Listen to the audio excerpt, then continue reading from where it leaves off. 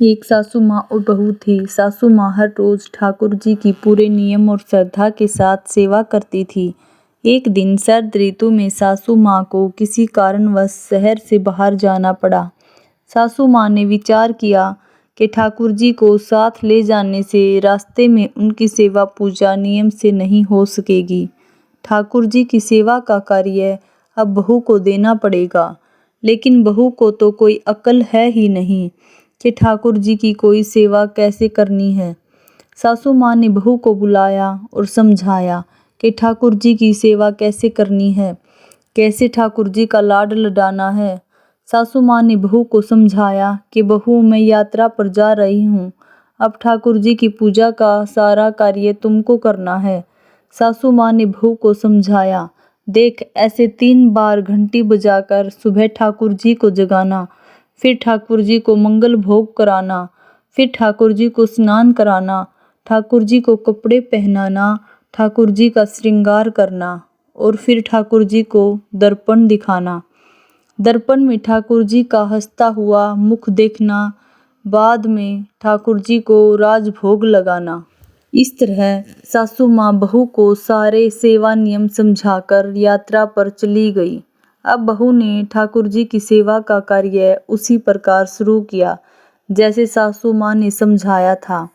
ठाकुर जी को जगाया, नहलाया, कपड़े पहनाए, श्रृंगार किया और दर्पण दिखाया। सासू माँ ने कहा था कि दर्पण में ठाकुर जी का हंसता हुआ मुख देखना, बाद में ठाकुर जी को राजभोग लगाना। दर्पण में ठाकुर जी का हंसता हुआ मुख न देखकर बहू को बड़ा आश्चर्य हुआ। बहू ने विचार किया, शायद मुझसे सेवा में कहीं कोई गलती हो गई है, तभी दर्पण में ठाकुर जी का हंसता हुआ मुख नहीं दिख रहा। बहू ने फिर से ठाकुर जी को नहलाया, श्रृंगार किया, दर्पण दिखाया, लेकिन ठाकुर जी का हंसता हुआ मुख नहीं दिखा। बहू ने फिर विचार किया कि शायद फिर से कुछ गलती हो गई। बहू ने फिर से ठाकुर जी को नहलाया, श्रृंगार किया और दर्पण दिखाया। जब ठाकुर जी का हंसता हुआ मुख नहीं दिखा, बहू ने फिर से ठाकुर जी को नहलाया। ऐसा करते करते बहू ने ठाकुर जी को 12 बार स्नान करवाया, हर बार दर्पण दिखाया, मगर ठाकुर जी का हंसता हुआ मुख नहीं दिखा। अब बहू ने 13वीं बार फिर से ठाकुर जी को नहलाने की तैयारी की।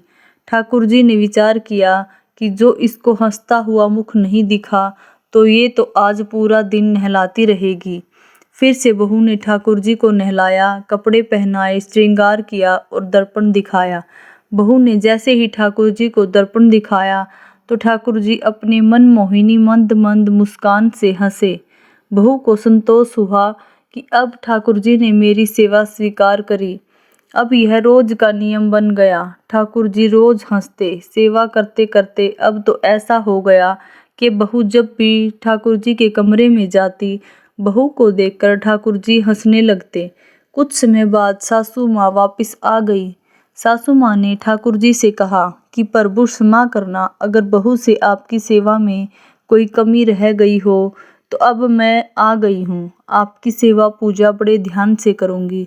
तभी सासू माँ ने देखा कि ठाकुर जी हंसे और बोले कि मैया, आपकी सेवा भाव में कोई कमी नहीं है, आप बहुत सुंदर सेवा करती हैं, लेकिन मैया, दर्पण दिखाने की सेवा तो आपकी बहू से ही करवानी है।